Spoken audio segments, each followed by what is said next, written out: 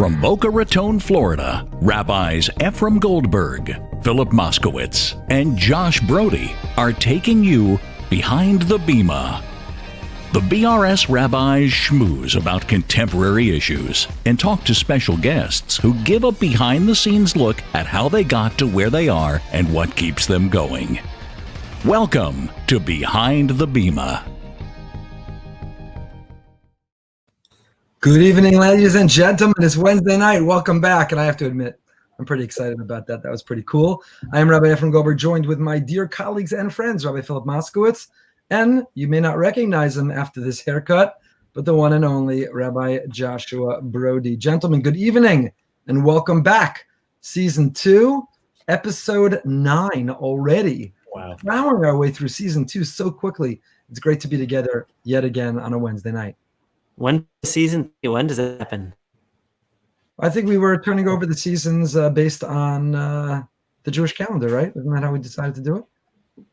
That's crazy. Amazing. Oh, I forgot my iPod. I want to thank our sponsors this evening, Michael and Eliza Austin and family, dear friends who moved to Boca fairly recently.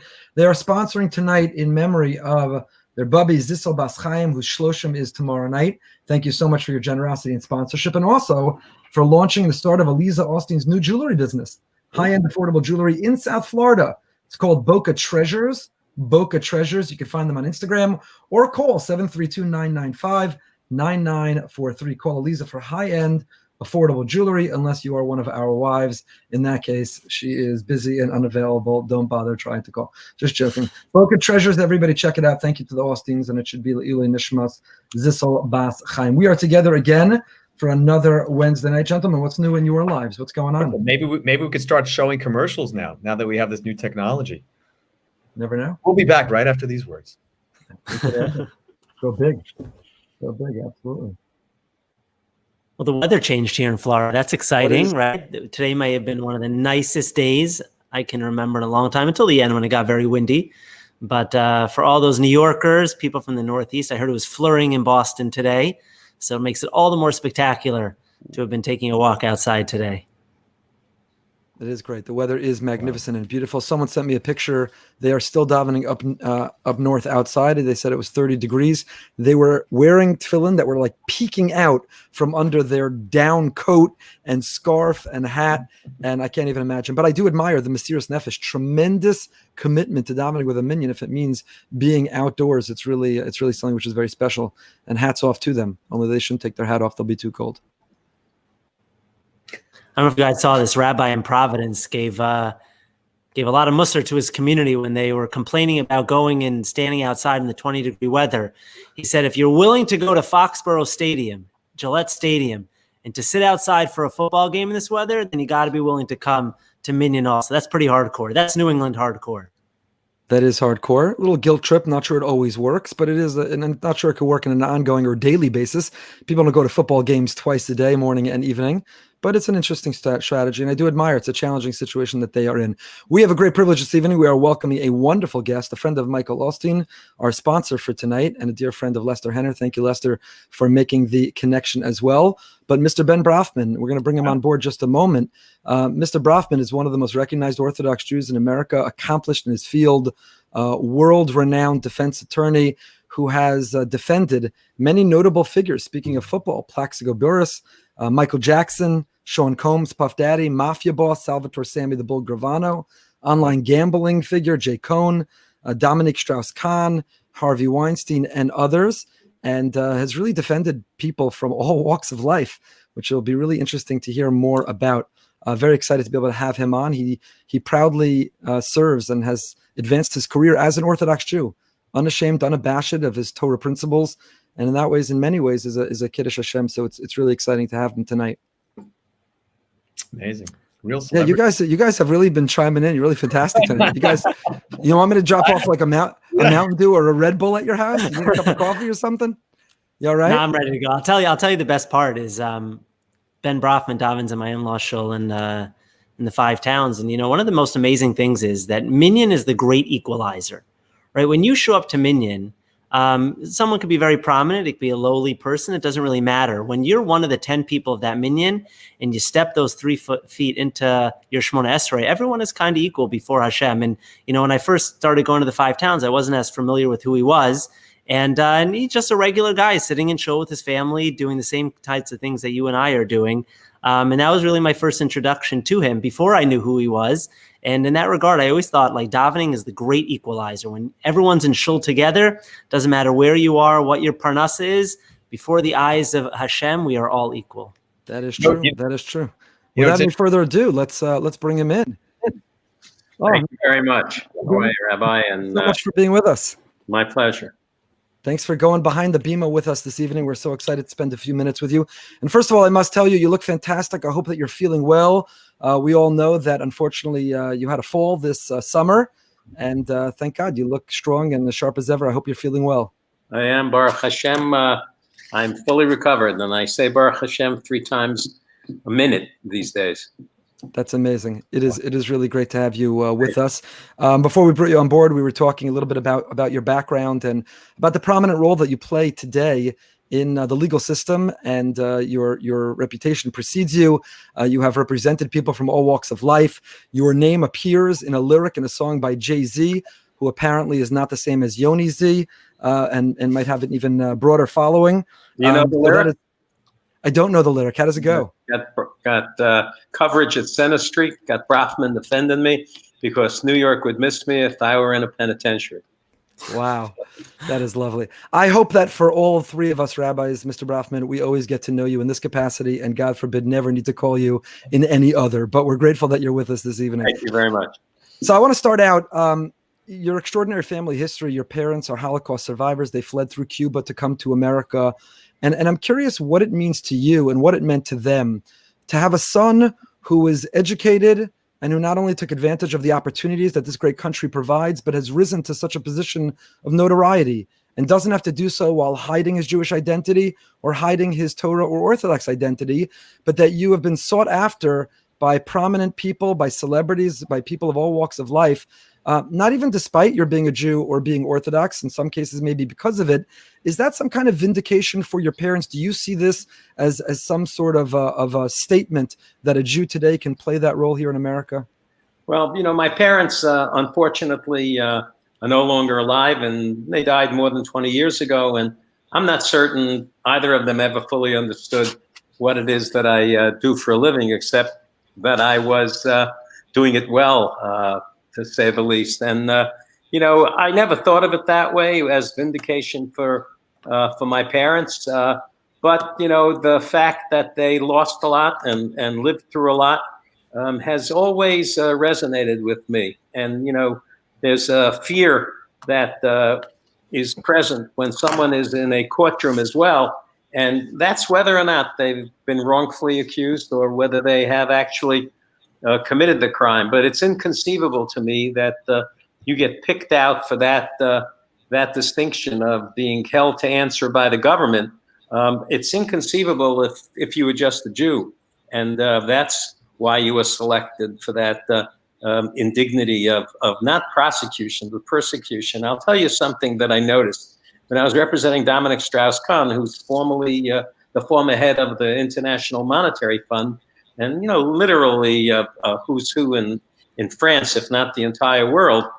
Whenever there was an article in a French publication, they referred to me as the Jewish advocate. And I often thought, if I were just like a Protestant or a Catholic, would they say Dominic Strauss-Kahn's lawyer is a Protestant advocate? I don't think so. So there was something about the fact that I was Jewish, which made the French journalists sit up and take notice. So it was an interesting experience, to say the least. That is interesting. And when you were growing up, when you were a child, did you offer great arguments? Did no one in your family ever want to get into debate? Could nobody beat you? What's it like to be the spouse or the child of Ben Brafman and have to come home and represent that you were right and the teacher was wrong, or why you should be able to get away with something? Did you know at a young age you had this power of persuasion, this ability to formulate an argument? And even today, how does it relate?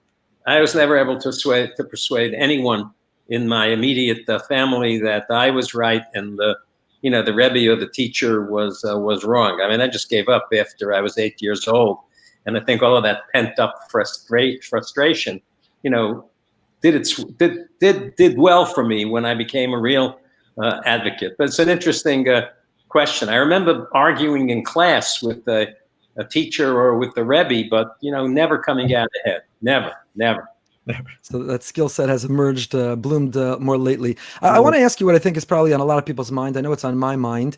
In many ways, in most ways, you're a walking Kiddush Hashem. As I said when we welcomed you on, the fact that you are so prominent and proudly present yourself, your identity as an Orthodox, as a Torah Jew, is a Kiddush Hashem. And there are so many stories that reflect that Kiddush Hashem, whether it's the Puff Daddy story about Shabbos, which you can confirm with us whether it's true or not, a story that you've shared about when you were mourning in Avel and wanting to daven for the Amud and were being denied it because of certain garments you weren't wearing, and then that person needed to call you later. You're a Kiddush Hashem in terms of your values, how you carry yourself, who you are. And yet, on the other hand, as a defense attorney, you're in a position that you're defending people who are at least accused, allegedly had committed crimes, which are indefensible.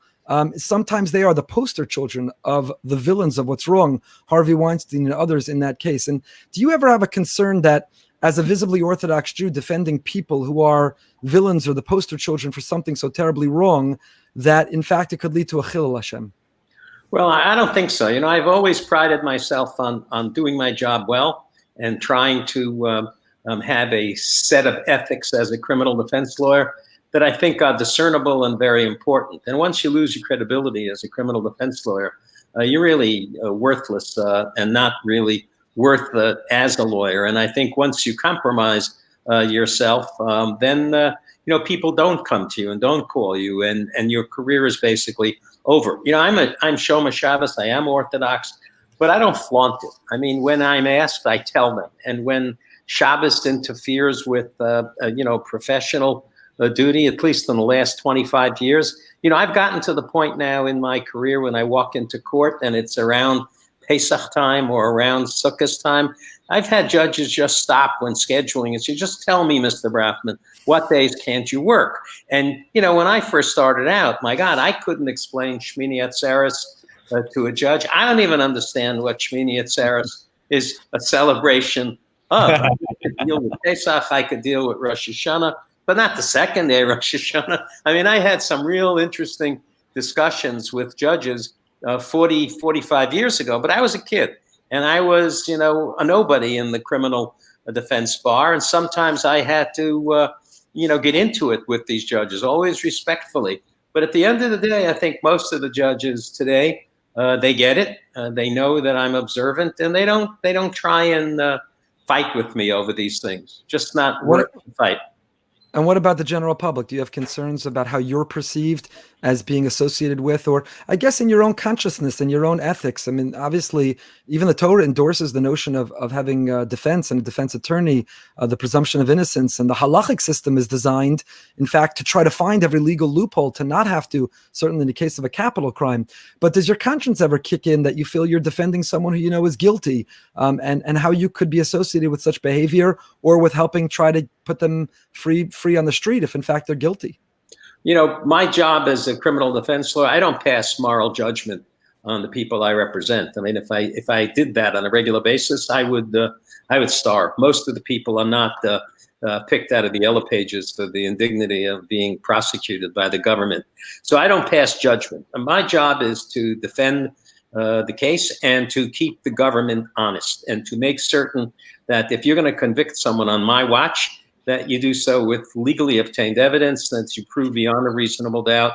And in every case where I've gotten an acquittal, regardless of whether or not the person was or was not technically guilty, there's been a good reason for the acquittal. Either the accused is worthy of belief, or he is worthy of rahmanis or sympathy, or the people who make the accusation are much worse than he is. And in many cases, I'm known as a good cross-examiner. Well, sometimes it's a fair observation, and sometimes it's sort of like the person was eminently cross-examinable, as I like to say. And there are cases where if I was in a coma, I think I would still get an acquittal because they shouldn't have indicted this person. And in our country, before you can really take someone's freedom away, you need to come to a jury with reliable, consistent, interesting, honest evidence. And when, I'm in a case, the cases that go to trial, for one of several reasons, either the person accused is insisting that they are innocent, or the evidence against that person is just not worthy of belief.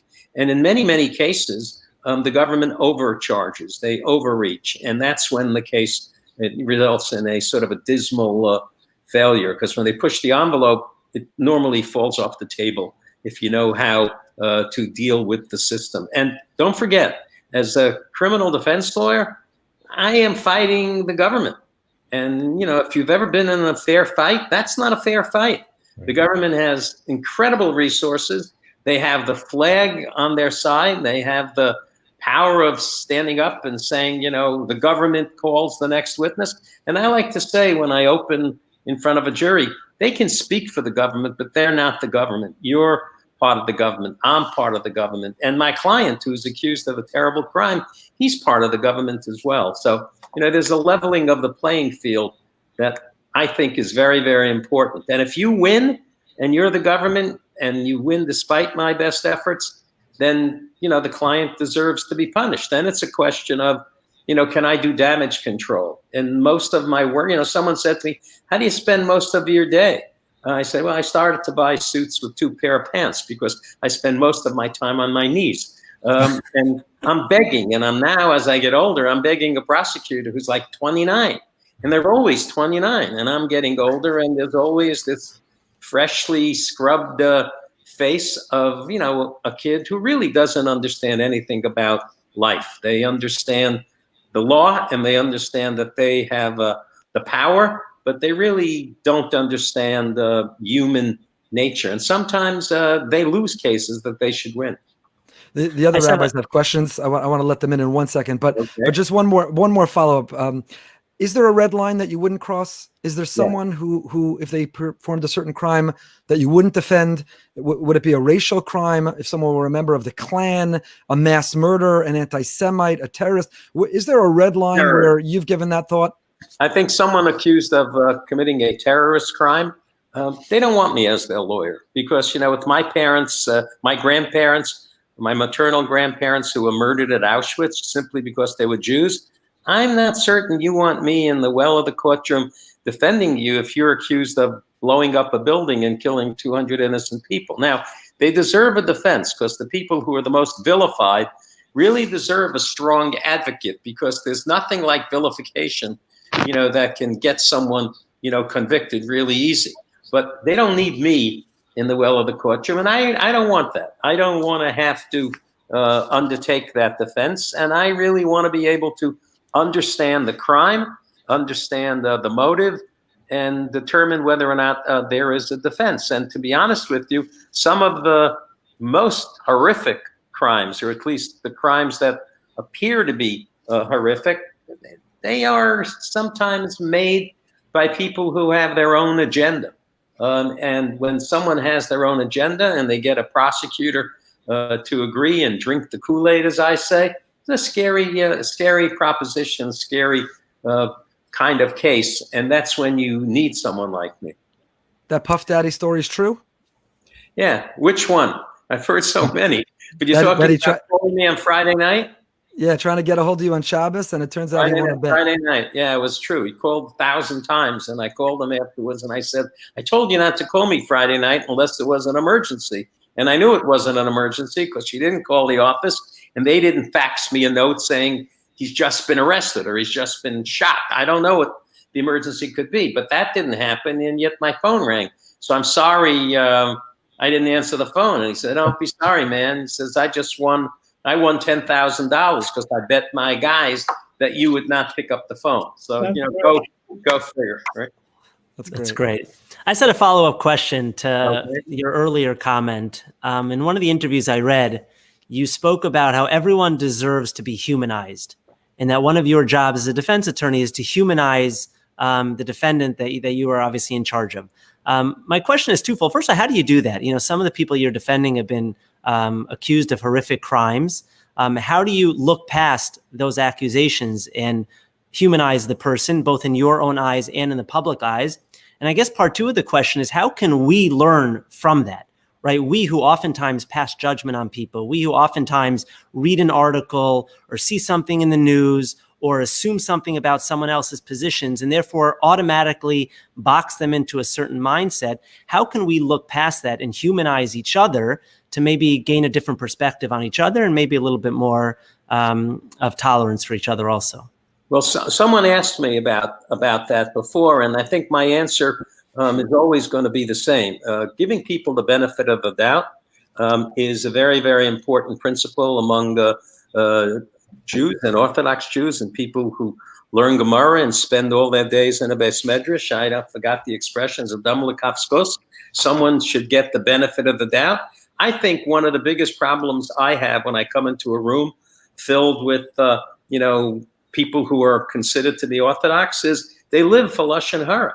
And if you were in Beth Shalom, the shul I daven in, you would notice that the only person I ever sit with is, one of my grandchildren, or my son-in-law, or my son from Eretz Yisrael who comes for Shabbos. I don't sit next to anybody else because the minute I sit down, the first thing they do is say, well, let me ask you a question. Just hypothetically, the guy you're currently representing, did he do it? And what did he do?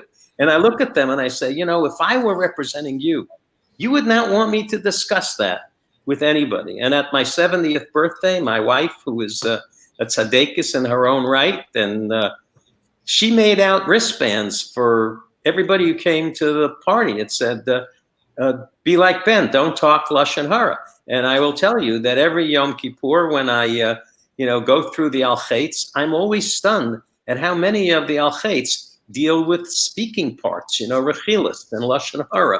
And you're not supposed to make fun of people. You're not supposed to talk badly about them. And, I think that is a very, very sad reality. And I think among my fellow Jews, and I think it's a very big concern that I have, that, people who are medakdek on every mitzvah and sit and learn all day, comes to Lashon Hara, they think they have a pass.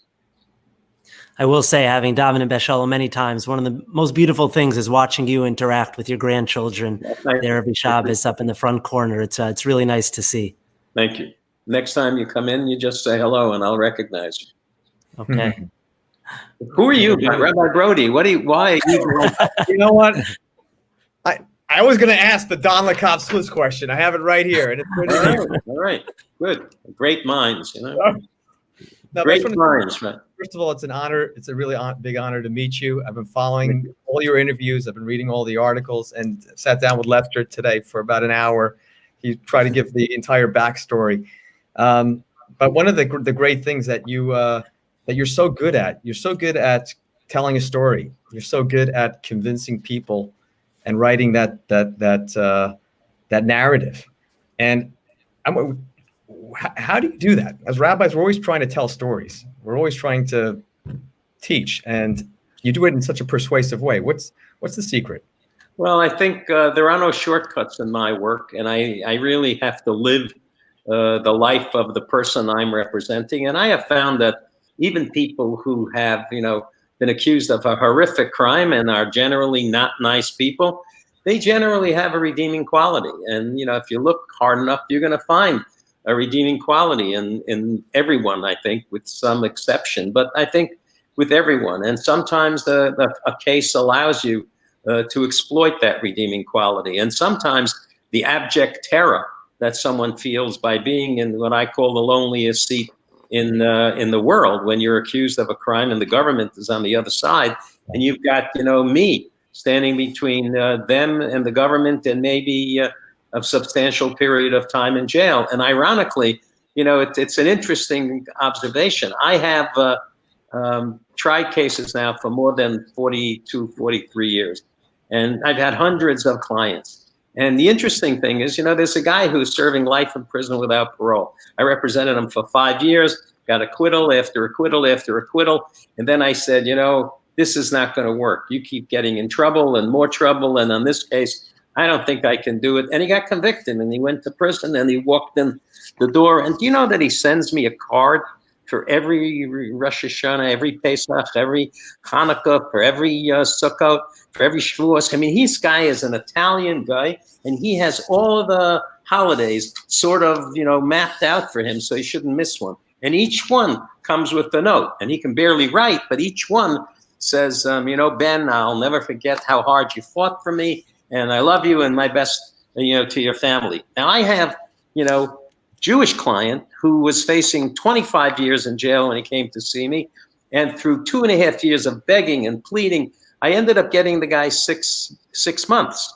And not 25 years and not 6 years, 6 months, which means he had to serve only a couple of weeks in jail, and then he went, and now all he does is complain. I mean, it's like a whiner. And he forgets how terrified he was when he came in. And, then, I didn't get him an acquittal or a not guilty or a probation or a letter of apology. I mean, this guy has now turned into like a terrorist in my life because I can never do anything right. And I said to him, you forget so quickly how frightened you were. No, I didn't forget. I forget. I don't forget. But you don't forget I was innocent, right? You don't remember that I was innocent. So I said, okay, you forgot that, and I forgot that you were innocent. Okay.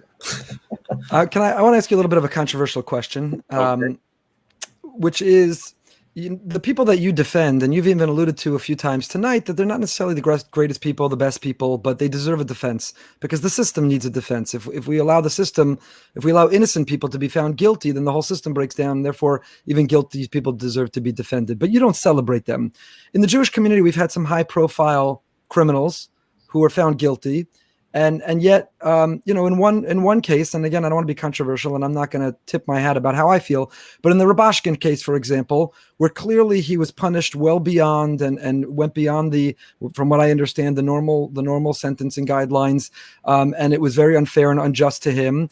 And yet, when he came out, a segment of the Jewish community has sort of celebrated him as a hero, even though while he didn't deserve the punishment he got, there were crimes, from what I understand, that were committed. How do you feel on that? On sometimes some of these individuals being celebrated, even if they deserve a defense, and even if they deserve a defense because the punishment is too harsh, should they kind of go quietly, or how do you feel about when the Jewish community ends up celebrating such individuals?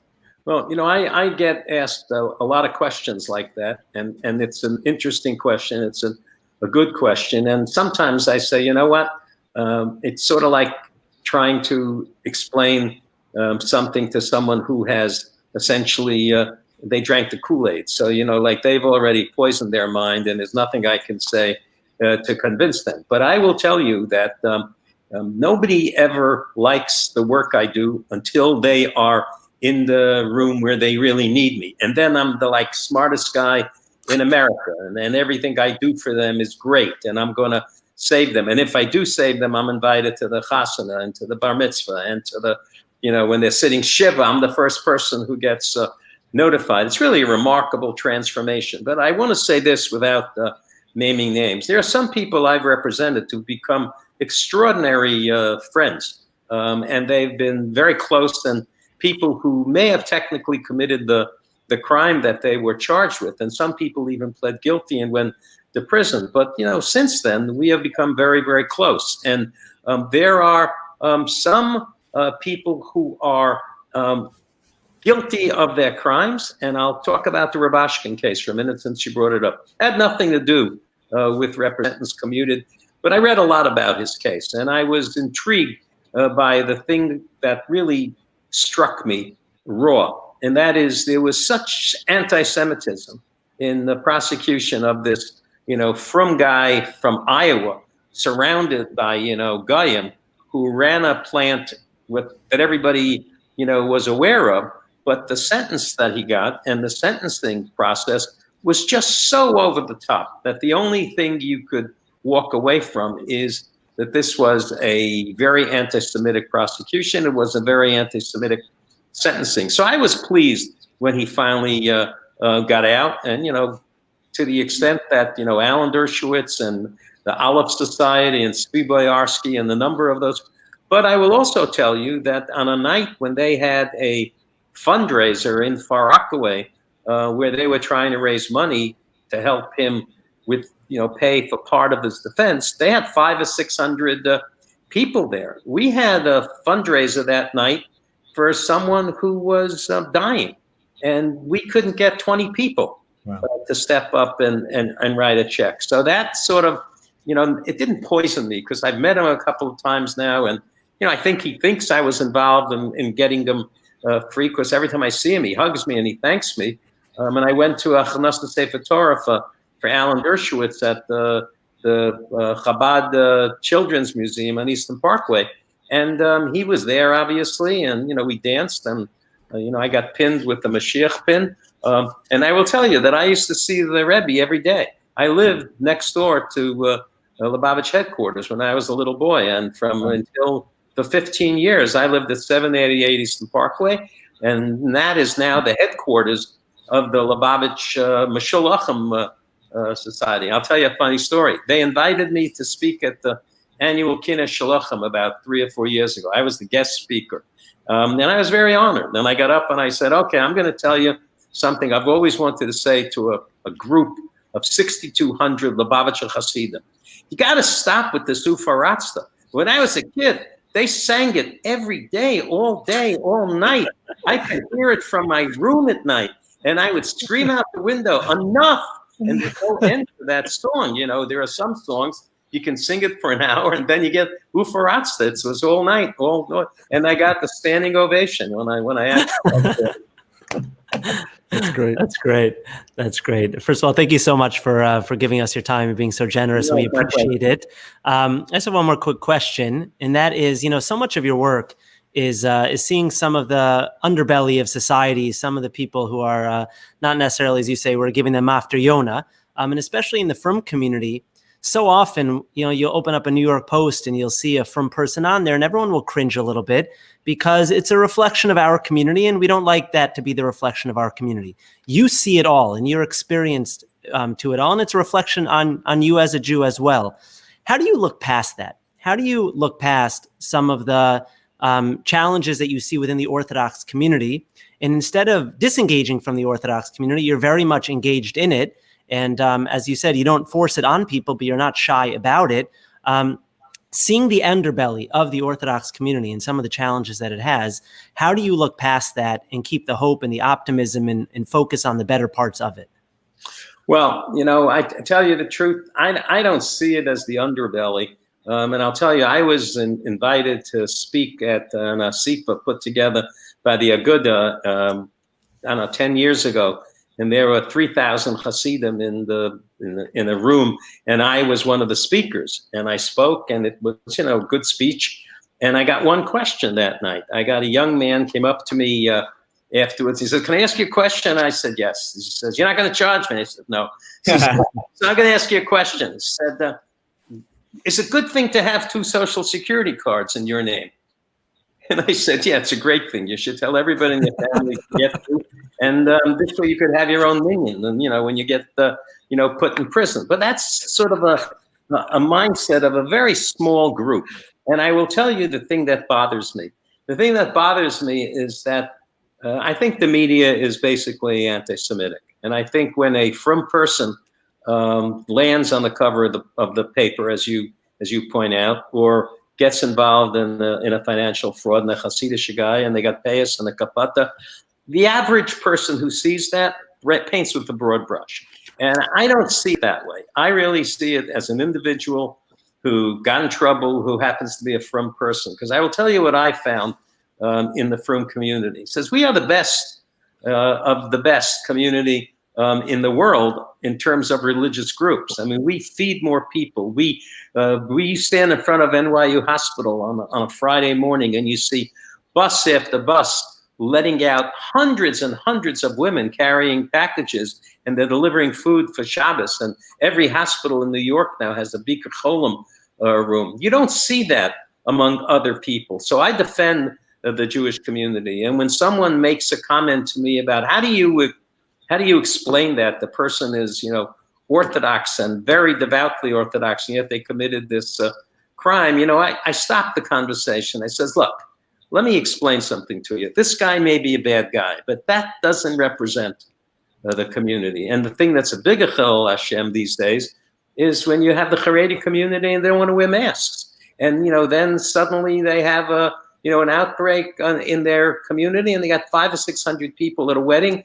And, I've got 100 nephews who live in Lakewood, because my brother, Shalom, had a big family, Baruch Hashem, and all his kids are in Lakewood. And they all say, well, we all had it, so we don't need to protect ourselves. And I said, that's a stupid argument for a smart guy, because, there's no method to the madness. Plus, I think you're making a chil Hashem if you choose not to wear a mask. And a couple of months ago, my brother's third yahrzeit in August, I was invited to one of his talmidim, and I came into the house because they wanted me to say a few words. I was wearing a mask, and there were only 1 or 2 people in a room with 50 people. And they said, what would you say, in Aaron's name tonight? I said, my brother were here. He would say, you guys should be wearing masks. And, that's how my brother was. I mean, he was a, Hasidic guy, frum guy. He was a manahel his whole life. And, he would, he believed, Dina Malchus Dina, that you have to abide by the rules. And in terms of, when you're interfacing with the outside world, you have to be like edel and nice and polite and kind, in which he was. And now I'm proud to say we have a cheder in Ramat Eshkol, and it's got his name on the wall. And, it's probably the proudest thing I've ever done is build that cheder. And my son runs it. He's the it's a perfect segue, because I want to pivot to that as we wind down. We've taken so much of your time already tonight. I have kids who live in Ramat Eshkol, my married daughter, and I've davened in your son's shul, so I'm very grateful to him for that opportunity. And his cheder, I think it's harder to get into his cheder than it is any Ivy League university in America. You got to know. In fact, the only reason we're having you on tonight is in case my grandson ultimately goes there. Cheder, right? Yeah, I need to know that I have an in there. So that's really the major reason. I have an in, but I got to tell you, Rabbi, I get like 3 or 4 calls a day. I'm sure heavy duty people are saying, Ben, I got Eineklich that live in Ramat Eshkol, and I say, it's on a merit basis, but we are looking for a gymnasium. So if you can, build a gymnasium, maybe we can do something. Okay, it's hard to raise money for a small cheder in Ramat Eshkol. It's a lot easier.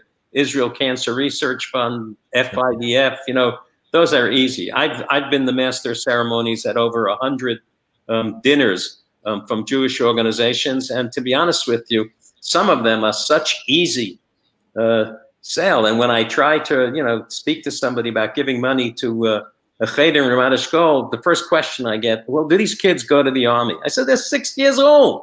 I don't know what's going to happen in 18 years or 12 years. You'll ask them then, or you'll ask me then. But they're little kids, so. That's actually the perfect. That's exactly what. It's exactly what I wanted to ask you in winding down, because I'm really impressed by that. The Lawrence world, the Beth Shalom world you live in, is very different than your brother of blessed memory, who was the beloved Menahel Yeshiva Rockaway, who had an extraordinary reputation and who was really beloved, and Yibadal L'chaim, your son, who's doing extraordinary things. And as I said, I've davened in his shul, and I have nephews in his cheder, my sister-in-law's and brother-in-law's children, and they say amazing things about him. And that's a different hashkafa, it's a different world, and yet you've transcended those differences that many people get stuck in and that divide the community. And you've not fallen trapped to say, well, if they're in that hashkafa or in that direction or wear that type of yarmulke or wear that hat, then I can't support them, or that I'm not going to get behind them. You speak with great pride of your son's cheder, of his shul. You spoke and speak with great pride about your brother and his influence. Can you speak to that for a moment? Why is that important? And how do you achieve that achdus? And how does one transcend the differences of within communities who are choosing certain differences, have much more in common that divides them, but have significant differences? The Ramat Eshkol community doesn't overlap enormously with the Lawrence community that you live in, and yet you're able to live in both. Well, it's sometimes not easy, but it's sort of what I do. I don't pass moral judgment on people when I'm professional, and I don't. It was only I tell people there was only one line on the way to the gas chamber in Auschwitz, and I don't care if you were half Jewish or kippah sruga or no kippah or into marriage. You were in line. You were going to the gas chamber. You were going to be murdered. So for us to fight amongst ourselves, to me, it's very sad. And when I see that, I try to be a peacemaker. But I have a daughter and her son who you met because he was my tech support, they're like me, and they are, from, Orthodox Shoma Shabbos. The kids learn, but they are not like my son and his wife. But when they're together, they all get along very well. And I've often said it's remarkable. These cousins don't see each other for, sometimes 6 months, and then when they see each other, it's like they never left. And one is a from kid who doesn't have a TV in the house, and the other kid has every electronic device that they make, and yet they manage to get along and play nicely, and they don't argue. And I really think it's a tribute to the way my wife and I raised them, and I think it's an interesting dynamic. But I will tell you one last story which left me very depressed for quite some time. There was an article in Mishpacha magazine, and when I was on the cover of Mishpacha magazine, my God, my children, I would get with kids coming up to me in the street asking me to autograph the magazine, and I didn't realize what a following that magazine had. And then there was an article about kosher food in prison, and I tried to explain to them, don't do this, because people are gonna think, well, there's so much Jewish prisoners who deal with kosher food, and the fact is that Otisville, which is everyone knows about, it's a prison that has 100 beds. And, we told the Bureau of Prisons 25 years ago, don't do this. Don't put an Orthodox Jew in Wisconsin and another one in Minnesota. If they live on the East Coast, put them here. If they live on the West Coast, put them in another place. And you'll have no lawsuits, because these people are entitled to, kosher food. And, we got it because they were giving the Muslims pork, free diets. They couldn't eat pork. So when they we decided, you know what? That's it. We should get kosher food. So they're doing an article, and they have like a little sidebar. And the sidebar was about a very frum man who was so medactic on kashrut that he didn't like the hashkacha for the meat that they had in Otisville. And there was a separate, kind of hashkacha that only he knew about, and he wanted the Bureau of Prisons to get it. So I was interviewed by the reporter, and she said to me, what do you say to the guy who demands this level of kashrut? And my instant response, which she wrote down and printed, was, if that's how strongly he felt about these mitzvahs, maybe he should have thought twice before he did what got him sent to Otisville, because I think that's a pretty big avera, and yet this is the thing he's worried about. You know that I got death threats after that was published? I got anonymous writings. Who the hell do you think you are? And in Yiddish, didn't know I read Yiddish. And in Yiddish, terrible things that they were saying about, me, because I happened to comment on something which to me was an obvious response. And now I realize, you got to be careful what you say, who you say it to, and where it's going to get printed. Because for everything you say, which sounds like it's a good idea to you, it's not a good idea to everyone. So don't look for trouble. Let me ask you the last question of the night. You've been that about 5 or 6 times, or that's by the way, that's the rabbinic move. Trick. It's the same move we pull when we say, in closing, or my last thought. You have your moves in the courtroom. We have our moves on the pulpit. Right. But the last question: okay. Give us the tools for a winning argument. If we're trying to persuade someone of something, we're trying to win an argument at home with our neighbors as a rabbi. What are the most important tools? What are the tricks of the trade? How do you formulate your argument to be that winning argument? Well, I will tell you that most cases are fact specific. So I have found that there really aren't a lot of good arguments that work across the board in every single case.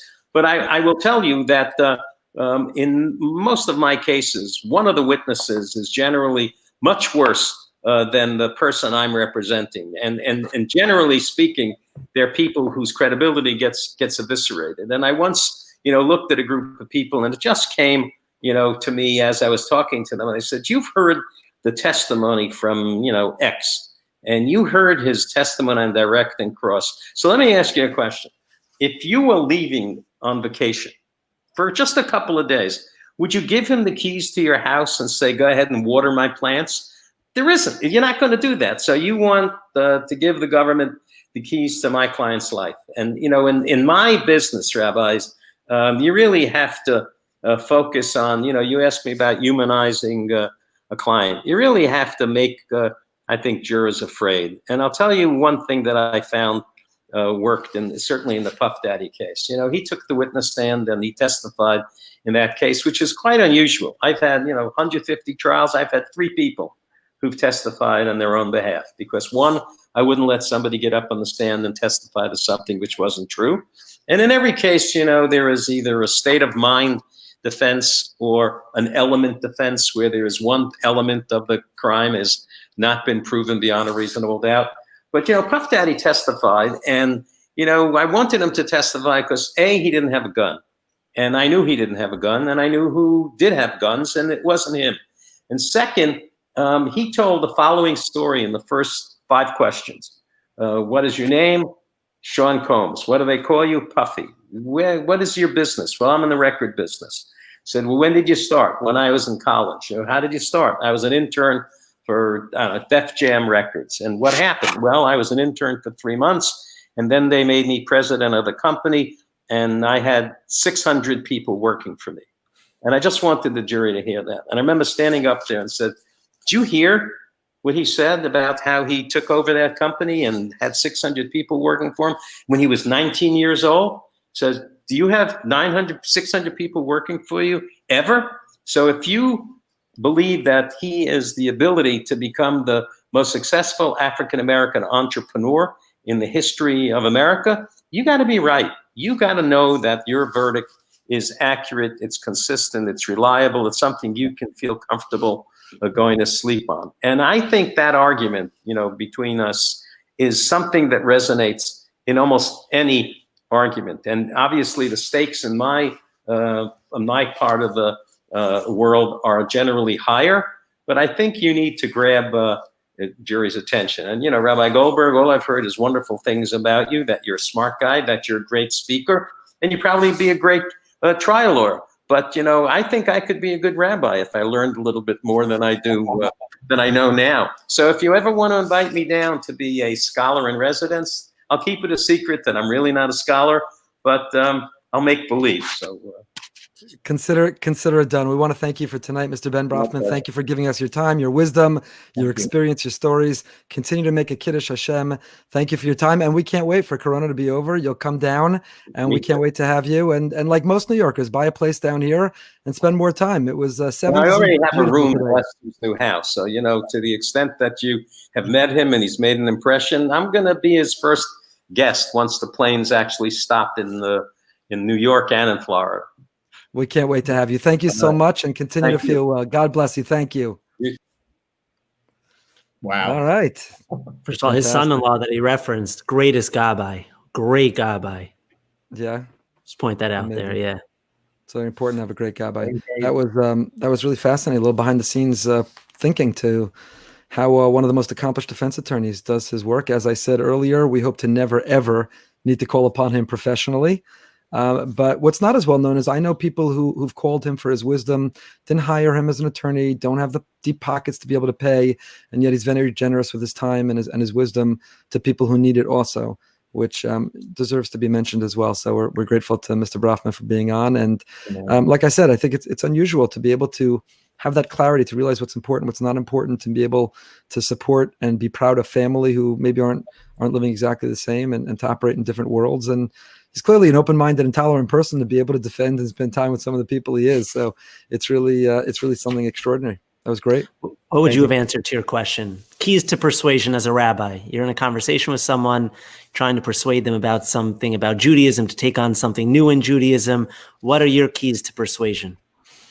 I think actually, first of all, you can't compare it to a criminal defense attorney and as a rabbi trying to persuade. Although we're in the business of trying to persuade, we're trying to sell Torah and persuade people to be inspired to grow and to change their lives. I think one of the most important, very counterintuitively, one of the most important skills to persuading is to be a good listener. When you listen, you know what makes a person tick. You know what inspires, what motivates, you know what their concerns, or you know what the obstacle is to whatever it is that you're trying to persuade them to do.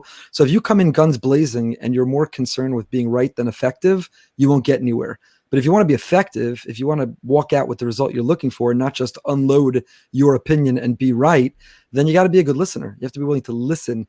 There's an amazing book, one of Malcolm Gladwell's book, David and Goliath. He tells the story of one of the great attorneys today, I forgot his name, who is dyslexic, and describes that in law school, when everybody else was scribbling notes, when everybody else was reading like crazy, he had to listen to the professor because he was dyslexic, couldn't read as well, and in order to succeed in law school, had to hone that skill of listening. And he attributes that honed skill of listening with his success as a trial attorney, that when a witness is on the stand, he hears things that others wouldn't. So when you listen and you listen well, it gives you the access and the window into what you could say to try to persuade someone. I think that may be true in the, I don't know, the law business, but I think it's true in our business. If you have to understand where a person's coming from, if you just try to offer them the Bible codes or tell them that cholent is delicious, they have to keep Shabbos, or you try to inspire them in whatever way to be the best husband or wife or mother or father, it's not going to work if you don't know how to listen and know where they're coming from. What do you think?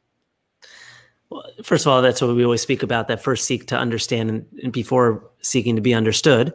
But I think one of the great things that I've seen both of you do actually in your drushas and your classes is you make the examples very crystal clear and practical for people. So if you're giving a drusha about a topic or you're speaking about a topic, you're giving a class about a topic, you don't just speak about it in some amorphous terms.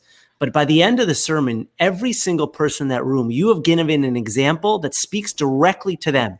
And they feel, wow, Rabbi Goldberg or Rabbi Broide nailed it on exactly where I'm struggling, what I need to improve on, what change I can make in my life. I think when it comes to persuading someone to do something, the more relevant you can be for them and the more examples you can give that speak directly to them, the more they feel like it's not just you're speaking to them. And I think that makes a big difference. You know, one of the things I've noticed over the years, you know, when you, and you can probably see this with some of our friends who like to give, let's say, a Dvar Torah at the Shabbos table, or, you know, different rabbis perhaps that like to give a nice, you know, theoretical message, let's just say. And I think over the years, I feel like as I'm getting older, I listen to some of them and I say, you know, that's great in theory, but it's not real. It just doesn't work. Like the world doesn't work like that. I can't even relate to the message you're trying to give. I understand this is who says it and that's who says it, but it's not. You can't touch. You can't feel it. I'm not convinced because I don't bring it down. Bring it way down. You know, it's funny you say that, Rabbi Moskowitz, Rabbi Broide, and I appreciate that compliment, and I think it's true about you also. It frustrates me. I happen to be one of those rare people who love to listen to people speak. I'm unusual. I posted a question on Twitter and Facebook that our friend Ed Reichenberg started that conversation. But once the vaccine is advancing and we're going to return to a normal shul life again, what do you hope doesn't come back? And fascinating, countless, dozens and dozens of answers, from Anam Zmiros to the Kiddush Club to Misha Beirachs to all kinds of things. But there were a few people who were not hesitant to answer a rabbi's question by saying, I hope the rabbi's sermon doesn't come back. Who needs those long drushas? It's possible that our gabbai of the Hashkama Minyan texted me today, who followed that conversation and said, basically, you see, the whole world wants essentially Hashkama Minyan all the time at all hours. So it is interesting. So I'm one of those rare people who does enjoy a good speech. I not only a good speech, I believe you can learn something from every speech. From some speeches you learn, if it's a good speech, what they did right.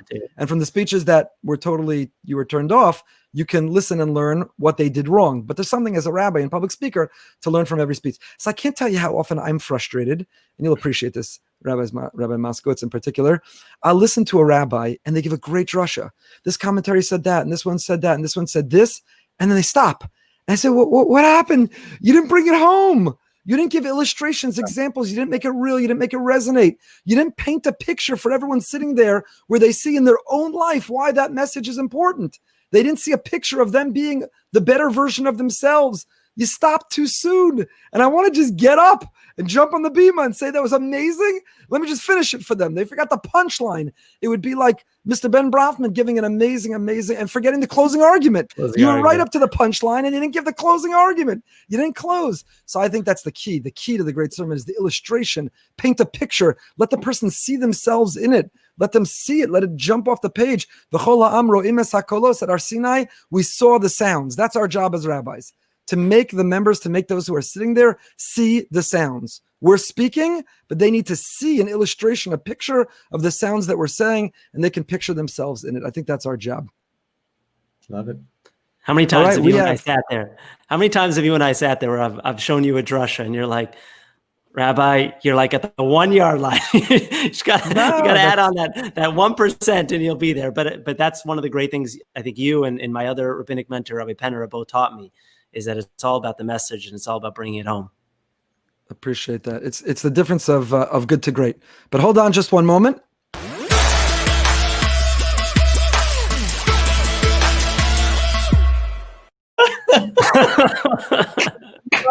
Shame on you segment. It's very sad that each and every week we find something to point our finger and say shame on you.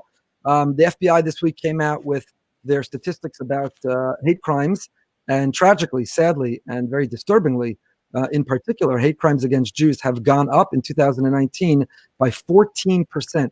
That's very disturbing. The FBI report from 2019, hate crimes against Jews, which, by the way, are the single biggest hate crime against any religion, is against Jews, and they went up by 14%. So anti-Semitism is still something that we need to confront and take on, and almost every week we find something. Now, last week we pointed out one of the stars of the Food Network who tweeted something grossly inappropriate. And in our Shame on You segment, I'm tempted to play that again, but I won't. In our Shame on You segment, I forgot his name already. Alton Brown. Alton Brown. I used the term that it was anti-Semitic, and my mother took me to task afterwards, very gently, very kindly. But she said, we have to be very careful how we use the expression or the term anti-Semitic. What he did was inappropriate. What he did was offensive. What he did was insensitive. But that's not the same as crossing the line of anti-Semitism. And if we cry anti-Semitism when it's not, then people won't listen to us when it is. So I thought my mother, as usual, had a very, very good point. And I think we have to be careful of when we apply the term anti-Semite. But for our Shame on You segment tonight, we want to highlight CNN's Christian Amanpour, who, in the anniversary of Kristallnacht, equated President Donald Trump's tenure to Kristallnacht and to the suffering of the Jews under the hands of the Nazis in Germany, was what it's like to live under Trump here in America. After there was an outpour against her, she said, and I quote, "I should not have juxtaposed the two thoughts," she said. "Hitler and his evil stand alone, of course, in history." Would you consider that an apology? I should not have juxtaposed the two thoughts, because in our Shame on You segment each week, not only do we find people who shame on them, but usually right after the shame on them, they come out with some form of an apology. And we've talked a lot about what makes a good apology. There was no apology there. Right. What are the ingredients of a real apology? Yeah, well, the words "I'm sorry" usually play a significant role in any apology. But the common denominator between Christian Amanpour and Alton Brown is that they're going to get away with it. That if this happened in other communities with other types of comments, there's no way the communities would have backed down. It wouldn't have changed news cycles as quickly as Alton Brown's did. And the sad, tragic part of all of this is that Alton Brown got away with it. He made a comment that was egregious, that was completely inappropriate. So did Christian Amanpour, and we let them get away with these pathetic excuses for apologies. We're the only ones talking about it. There is no one else. So what I would say in consistent with my mother's insight, is that we can stop short of saying it's anti-Semitic and still say that just like the cancel culture has canceled countless others for less egregious things, and just like the cancel culture has created a level of sensitivity and put a very high bar when it comes to racism, homophobia, Islamophobia, all kinds of other issues, how come when it comes to offending the Jew, there's no cancel culture? Food Network continues. Christiane Amanpour, who, by the way, has a history of this kind of thing. This is not new, nor did she issue what is a reasonable or even any form of an. They said something that they weren't thinking, and therefore we should be less judgmental. That we should be easier on them. I don't know. I'm just wondering.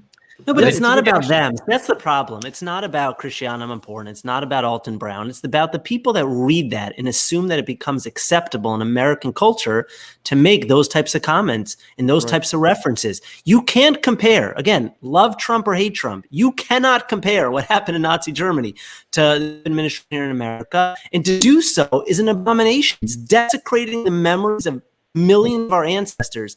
And for Jews around the country, left, right, center, to not be up in arms about it is crazy. And I personally think it is a fault of our own community, because the difference, Rabbi Goldberg, in your answer is that other communities would have been so up in arms that these institutions would not have had a choice other than to cancel. And the Jewish community accepts the apology and allows the news cycle to turn over. Well, that's about to change. First of all, I think your Wi-Fi provider might be anti-Semitic because you're coming in and out a little bit. But aside from that, I will say this: that's going to change. An anonymous donor called me, anonymous to you, not to me, called me last night and follows our show. And we've talked about this website we want to create, in which when someone crosses that line, we have an address to go to that has essentially a scorecard. The people who are pro-Israel and pro-Jewish, we give the email, the phone number, how you can show support, and how you can applaud them. And the people who cross that line, we got an email, a phone number for how you can protest, how you can object, and how you can make it go viral, what they've done.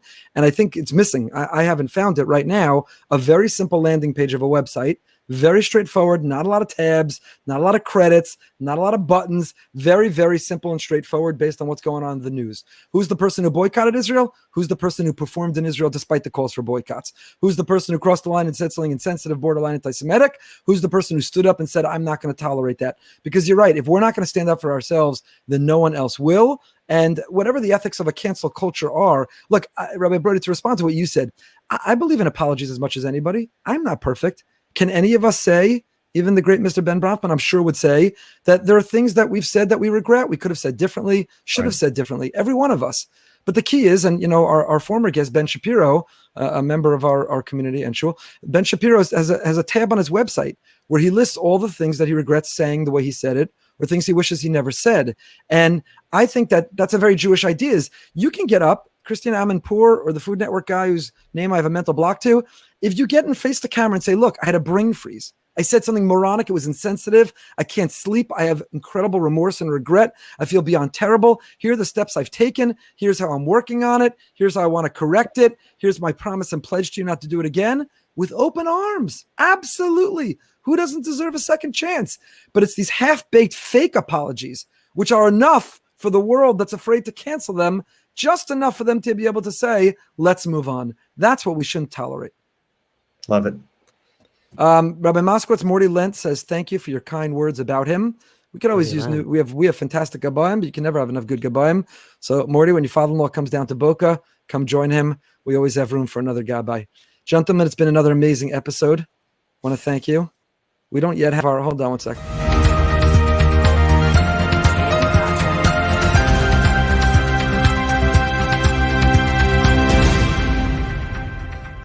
Justin, as we close breaking news. First of all, you feel like you're at APAC policy conference when you hear that, right? That's how they introduce like the segments. We're working on these things.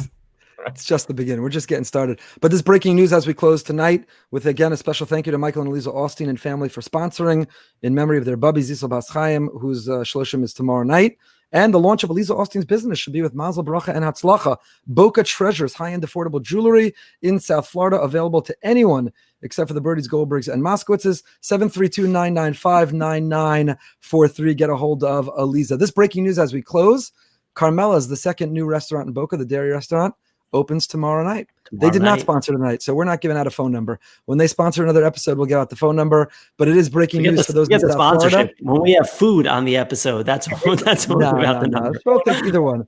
But our good friends, the owners of that new group of restaurants, we love all the restaurants, and anyone who invites us in, we'd be happy to stream from there. But Carmela's opens this week. That is breaking news, and we're very excited. Again, with tremendous gratitude to Mr. Ben Brafman for joining us, giving us his time tonight.